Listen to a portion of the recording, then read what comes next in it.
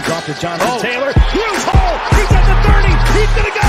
10, 5, touchdown.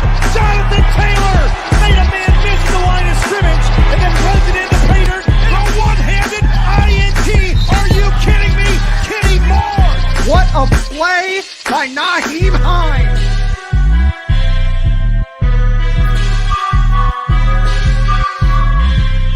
Horseshoe is back, baby. The horseshoe is back. What's going on, Colts Nation? Welcome back to another Bring the Juice Colts podcast live stream. Me, my guy Matt, joining us here today. So, guys, we're basically just going to go live here talking a little bit about the roster cuts and other roster news that's been going on. Practice squad got announced today. Some other cuts were made today. So, I mean, we might as well just start it off first, though, with the T.Y. Hilton news. Not sure if everyone here watched the Ballard presser or not, but either way, we talked about T.Y. Hilton, and he said that he did receive his surgery that was needed to fix the disc in his neck. Said that the surgery went really well. It wasn't as major of a surgery as what originally they thought. So all good news, all things considered. They said T.Y. Hilton is going to start the season on IR, so he will miss the first 3 games of the season, but they said they expect him to be back sooner rather than later. So, Matt, what's your initial thoughts on hearing that? So that makes me happy, obviously, because whenever you hear a disc, injury involving the neck, that makes you worry as a Colts fan, because Peyton Manning had something similar to that where he had issues with the disc in his neck. So hearing that the surgery went well, he's not going to be out for the season. He'll probably be out for a while, if I had to guess. But, we got the guys at least to step up while he's gone. I'm just happy he's going to be able to play this year. Yeah, I was taking an educated guess, and I was saying probably 6 to 8 weeks. I'm going to be completely honest. I mean, I said it on Twitter to get people riled up. I thought, a return by week 8 is very probable, especially if Ballard's saying, we expect him back sooner rather than later. So all things considered, good news, because, you hear disc injury. That's usually something that keeps you out for a long, long time. But nevertheless, good thing. So let's see who's in here right now. What's up from Houston, smoking and toasting? What's up, man? How you doing? What's up from Duval? Oh, my gosh, he's in Duval country? Oh, man, what are you doing over here? What's up from Hawaii? Hey, what the heck? Nathan, what's up, man? I don't know if I've ever heard anybody say they were from Hawaii over here on this podcast. I don't think I've seen that before. No, I haven't. Let's see here. Let's see who else is being brought in here. So, let's talk a little bit about the players who were cut today. I think the biggest one that everybody's been talking about was Andre Shasari, who was cut today after making the roster yesterday. Was the standout on the roster.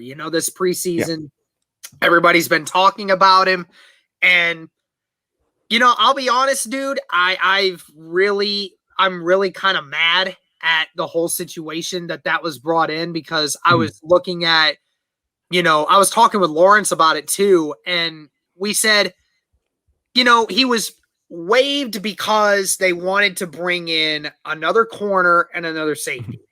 Okay, so I'm thinking of that, and I'm thinking to myself, one, you already have 6 corners.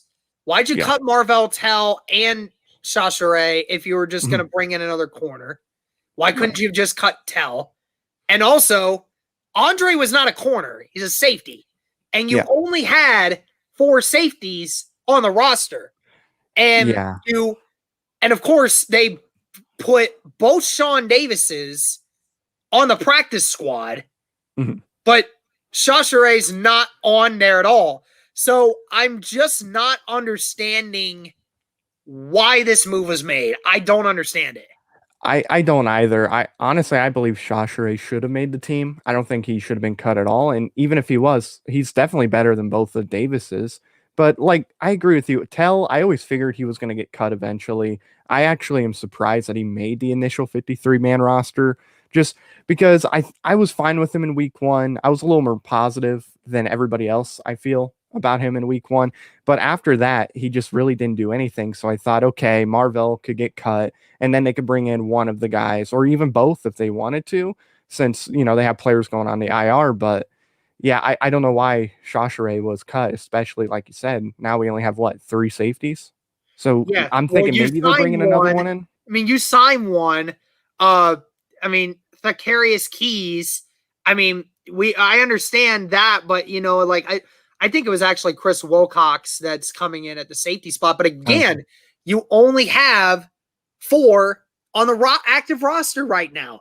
You had 5 last year. You're thin at this spot. There were a lot of other positions. You could have cut somebody to preserve depth. Yep. Okay, defensive line. You could have done that. I mean, you have 11 on there, for Christ's sake. I mean, you got 11. Yeah. It's how are all 11 of those guys going to play at any point? And on top of it, you still got Dio Adangbo that you're still got to bring back at some point or another. And I just don't understand. Chauchere's been in the system now for over a year. He's been with us since August 23rd of 2020. He's been in the system. He understands the playbook. He understands the players and everything else. I just don't understand. Even if you thought that other player who's going to compete for the 4th safety spot was better, why you still thought to get rid of the guy who actually was in the system for a year, it just doesn't make much sense to me. Yeah, it does make sense. And then, like you said, with all the defensive linemen, I mean, there's going to be 8, 9 of them that will probably dress, maybe 10 at the most. They're not even going to be able to play all their defensive linemen. So they could have gotten rid of one of them and, kept Chauchere still. I mean, I'm just confused. He wasn't even put on the practice squad. I'm surprised by that. And of course, everybody's been saying, oh, is he vaccinated? Is he vaccinated? Yes, he's vaccinated. His wife even said that. So we don't need to go any further into that. And of course, again, the NFLPA said that they're not supposed to be doing stuff like that. But then again, the NFLPA is not the NFL. The NFL let the coaches and GMs do whatever the hell they want about it. But I think the other thing that kind of made me mad, and I hope this isn't true, Chauchere's wife was talking about how he got cut.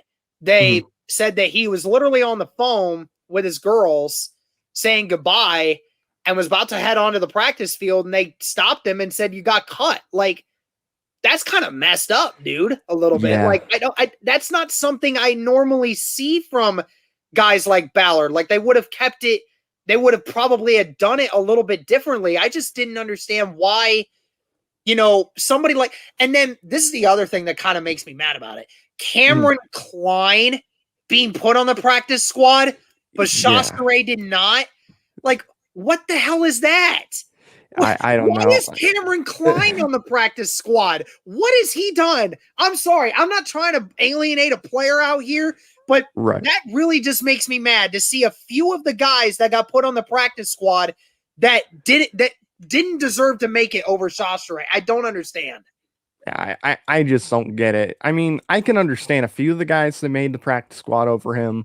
Sure, I mean, you want to have some receivers, in your practice squad. So fine, if you're going to decide between the receiver and Chauchere, I can understand that. But going back to how the whole cut situation went down, I would have figured that Ballard would have called him and said, hey, come to my office, or, maybe even sent him a text or gave him a call, letting him know that he's going to be cut prior to him even leaving. Because if he was just getting ready to walk on the practice field and then they tell him he's cut, that is messed up. They should have at least, called him into their office or gave him a call ahead of time and told him not to come in. That way he wasn't there. He was all ready to go and then just get cut. Yeah. I mean, again, I understand it's the NFL. It's a cutthroat business. It's brutal. And, it's never perfect. It never will be. And, situations like that, it's never fun for anyone that has to be put in that situation.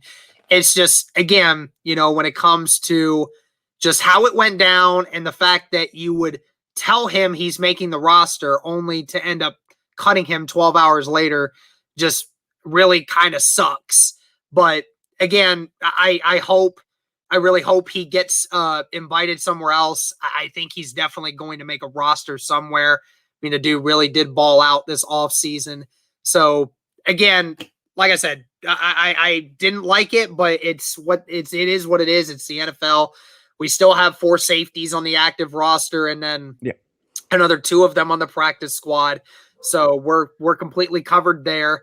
So, again, it's the business, but sometimes the business just isn't very fair a lot of times. But either way, we can kind of look now at the practice squad additions and who actually did make it. So first I mentioned Cameron Klein. I think you and I both said we were mysterious about that one. Yeah. Especially since they also put Andrew Brown on the practice squad as well. I understand Andrew Brown being on the practice squad. I said he probably should have made the active roster to begin with, given what he did, but I'm glad he's at least there. I just didn't understand why you put Klein there. But talking in the safeties, both Sean Davises are back, the rookie and the one that we got out of Pittsburgh. Your initial thoughts on both of them being back? I could have lived without having, Klein make the practice squad again. Like I said, I actually had Brown not making a 53-man roster. I was actually kind of surprised. A lot of people were shocked that he didn't make it. I think people were shocked that Rochelle made it instead of him, but I thought Rochelle played better. So I was like, okay, Brown won't make the 53, but he'll make the practice squad, and we'll be fine with that. So happy we have Brown there. And then the Davises, I can understand why we would have them on our practice squad too, because if one of our guys gets hurt, we'll need to bring them in because, like you said, we're pretty thin there. But it really is confusing because I thought we had better guys on the team that were cut, like Shoutout. Yeah, same thing here. I was really surprised by that, but and I was surprised Rochelle made it only because of how deep the defensive end group is. I wasn't gonna say that a defensive tackle was gonna take his job. I didn't think that was gonna happen. I just thought, for as many defensive ends as we have, Rochelle might be the one name, the last name you may not keep around, and you only might keep him on the practice squad. But nevertheless, he's there. The only tight end that got put on the practice squad was Farrod Green. We saw a bunch of different tight ends in the preseason. We saw Joe Thomas. We saw Waring. We saw a bunch of these different guys. I mean, I think I'm happy that Farrod Green is the 4th tight end to be on this roster in some way. Yeah, me too. I thought out of the tight ends that got cut yesterday, I thought Green was the better tight end than all of them. I was surprised that we didn't sign 4 tight ends, kind of, just because it felt like Ballard would want to have 4 tight ends just in case one of the guys ends up going out for whatever reason. But still, even with them only having 3 on the 53, I'm not surprised that Green made the roster and the other guys, or made the practice squad and the other guys didn't. Yeah, exactly. We kind of go to the quarterback room, and Brett Hundley did make the practice squad here. I kind of anticipated that to happen. I knew they were going to keep 3 on the roster, given the injury situation they have. But I think they kept 3 just simply because they believe that Carson Wentz is going to be there and ready for week 1. So, I mean, if that's any indication of what we're seeing here, I think we're good at quarterback. Yeah, I agree. When I made my prediction, I did have Huntley making a 53-man roster, but that was only because I forgot about the IR situation. Once I found out about that, I knew he'd be cut, but I figured he'd be on the practice squad just because, you have Ellinger, who's going to be on the IR for a little bit. And then, you never know if Carson Wentz is out again for however many days, then you can bring Hundley in, or you can even bring him in before Wentz is out, if he is out anytime, which, there's no guarantee about that at all, with everything going on. But it's good to have him in there. I do agree with you. I think Wentz is going to be starting week 1. I guess this offseason has been so crazy and there's been so many disastrous things that's happened. I guess you never know. I just can't wait for NFL football to actually start. Can we just get the first game done? Come on, I'm trying here. I'm trying to hold it together. Y'all are making it really difficult. And the only question I have to this comment, why? Why would he do that? Yeah, Dak maybe. Prescott, is Dak Prescott starting week 1? They haven't officially said anything as far as I'm aware, but last I saw he was on track to. But I mean, I can see Cam going to Dallas just because I don't know who's gonna take him as a starting quarterback. So He's going to take him as a starter. I mean, that's the whole reason I think why he probably got cut from New England, because they made Mac the starter, and they didn't, and I don't think he liked it. So yeah, I mean, that's very obvious. Also, guys, let's react and like the stream, guys. Listen to Gorhan. Listen to my guy over here. And Wentz, Pascal, and Fisher all back tomorrow. I know Wentz would be back tomorrow as long as he tested negative today. Mm-hmm. So that shouldn't be an issue. I didn't hear about Pascal and Kelly. I didn't hear about them. I haven't heard if they I didn't know whether or not they had more contact with the staff member at a later date than that. I remember hearing when the news initially broke that they all could come back Thursday, but I haven't heard if any of the tests came back negative or positive. I assume it came back negative, so I would figure they're going to be back. Fisher should be out longer just because I believe he actually had COVID. So he'll be out a little longer. I mean, he could be back, pretty soon too. I don't know exactly when he got it, but those guys should be back tomorrow. Robert Mathis would agree with this. Do not sign Cam Newton, please. Yeah, we're good. Y'all complain so much about Carson Wentz not being vaccinated. Sure, we need another one. Right, All right, let's move on here. So the only running back on the practice squad was Deion Jackson. I kind of anticipated that being the move. But I like it. I like that Deion's there, and I think Deion will make the most of what he's got there. Me too. I like that he made the practice squad. I really liked what I saw in that last preseason game. If Benny LeMay continued to do what he did in that first preseason game, then he might have also made it. But if anybody's confused as to why he didn't make it, which is probably nobody, he just didn't do enough. But yeah, Deion was the one out of all the running backs that didn't make the 53 that I figured would make the practice squad. All right, so all these receivers. So as it stands now, the Colts have 4 wide receivers on this practice squad. Also, your initial thoughts on Patman making the roster? Very happy. Out of all the receivers, even over Strawn, I thought he was the best receiver in preseason. He was consistently getting you 50, 60 yards every single game. He's pretty similar to Pittman, but I do like him a lot. I'm glad he made it, and I would have been shocked if he didn't make it. Yeah, I agree. I'm just happy for him. I'm glad he's getting the shot. I'm glad he took advantage of this off season and was able to make the best of it. I think also the Colts just wanted to get that extra receiver because they knew TY was going to be out for the first month. So you kind of have room to, put guys in there for that. Hopefully Patman takes advantage of the few snaps he gets. But, you have Vaughns, you have Tariq Black, you have DeMichael Harris in there, and also Kiki Kuti from the Texans, who formerly known as the Colt Killer, because he just seems to always do well against the Colts for some weird reason or another, only when he's not fumbling the football by Darius Leonard. But I'll probably talk to him about that at some point. But, I mean, that's a lot of wide receivers, man. I mean, really goes to show you this team's got a lot of guys in the backfield that can help out if injuries happen. Yeah, I'm really surprised that we got Kiki. That kind of surprised me that we signed him, but I'm happy that Tyreek Black and Tyler Vaughns and all of them made the roster or made practice squad. I liked what I saw, especially from Vaughns and Black the first preseason game. They kind of slipped a little bit, but still, I do like what they can provide. I'm happy we brought them in because I think if we need them, I think they can do pretty good things. Hey, guys, we only have 20 likes on this stream, and there's 100 of you in here right now, which is crazy. I need this stream to get to 50 likes right here, right now. Come on, please. I would appreciate it very much. I would appreciate it very much. I'm surprised that so many of you are actually in here for this. I'm going to be honest. I knew this comment was coming at some point. I knew it. We're throwing it back to 2018 with Drake.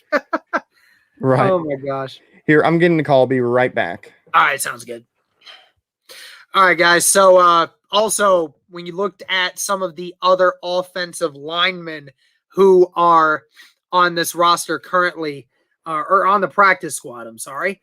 Right now we have Carter O'Donnell, tackle, and Joey Hunt. So, ironically enough, no Will Holden, which is definitely weird, but I guess they didn't want to keep him around because they felt confident in some of the abilities.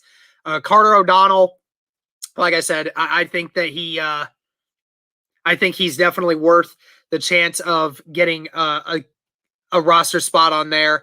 And obviously Joey Hunt, another guy on the inside that can provide a lot of help for you. So Joey Hunt, very interesting one there. I like the guys that we kept around. I kind of like the offensive linemen that the Colts kept on the roster. So, like if you think Derek lost a fight with a lawnmower. Screw you, bro. Y'all need to chill, man. Y'all need to chill on my haircut, man. What's his name? Facts. Kiki has done nothing except against the Colts. Yeah, that's exactly what it is. I wonder if that call is trade news. Hey, it just might be. We never know. I don't know what Matt's connections are on the other side.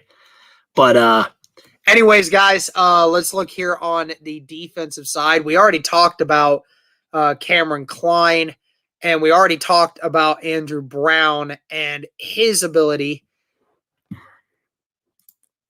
He went to Green Cliffs. What the heck? Freaking Dylan Green. You know, Dylan, I haven't seen you in a while, man. How you been? Grow a fro when your hair grows back, Derek.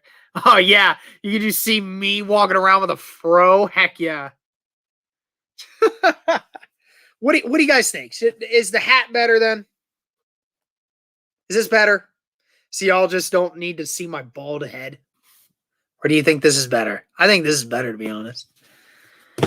Hey, FaZe Waterhose, my guy. What's up, dude? What's up? What's up? Oh, man. Oh, you were just watching Culture Shock stream? Oh, yeah. What was he talking about? What was he talking about? Don't judge the Grand Slam special. A cute girl massaging your head with shampoo. Haircuts always feel good. Yeah, that's facts. That's facts. Been busy, but all is well. Hope the same for you. Hey, I appreciate it, Dylan. Yeah, all is good. You know, just really busy. You're right. I mean, this time of year for Cody and I, it's getting busy, man. We're about to be back on a full schedule, and it's gonna be rough. Just trying to get those likes up. Hey, I appreciate it.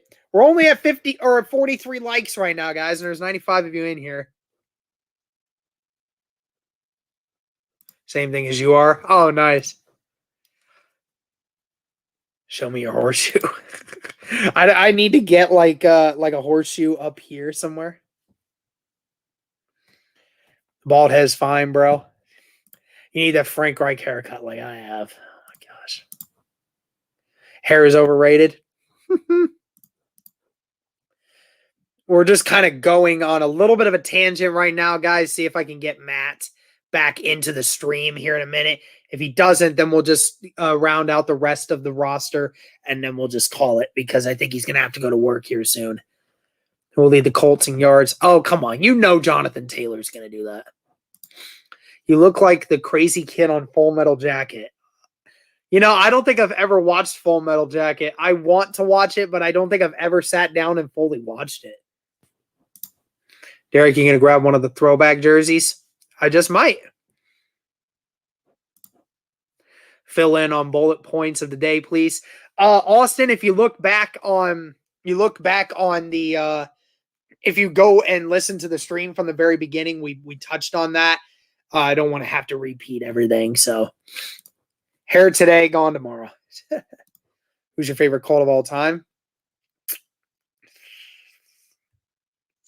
Probably either Bob Sanders or Dwight Freeney. I love those guys. Did you listen to Ballard's press conference? I didn't get a chance to listen, but But I did hear a lot of the bullet points, them talking about the vaccination stuff and him not really doing a whole lot to change it other than, trying to find ways to help protect the unvaccinated a little more. And then obviously, it sounds like Wentz is probably going to start, and Hilton being back a little sooner rather than some people originally thought is great news to hear. So, overall it was a good presser. I didn't mind it at all. I thought it was really informative, and it's good that Ballard, has that kind of mojo about him. All right, I think we're going to just round out the rest of this roster here. Let's see here. So, the 2 linebackers who made the roster. We talked about the safeties. We talked about the corners. The 2 linebackers who made it. That was Malik Jefferson, and that was also Curtis Bolton. I loved Curtis Bolton this offseason. I think Curtis Bolton has been just phenomenal in the games, has really brought a lot of energy, a lot of finesse. I love that about him. All right, sounds good, Face. See you, man. And Malik Jefferson, again, a guy that can play special teams, very athletic. So, again, it was a really good job to get 2 of these guys on here. I like Bolton. Like I said, I really liked him. So, again, guys, I think that's going to do it for this stream. Thank you again to the 110 of you that were actually in here. Really crazy. I'm glad to see so many of you in here with these streams. And again, guys, we're going to have a lot more of these streams. We're going to have a lot more news coming out. We're going to be having more and more videos coming out every single day. And obviously now that the season's almost a week away, video coming out every day. Video coming out every day. There will be some live streams, all that stuff. So thank you guys so much for tuning in tonight. Greatly appreciate you guys. Hopefully all is good for all of you. Hopefully your lives are doing well. And thank you so much for tuning in. And as always, go Colts.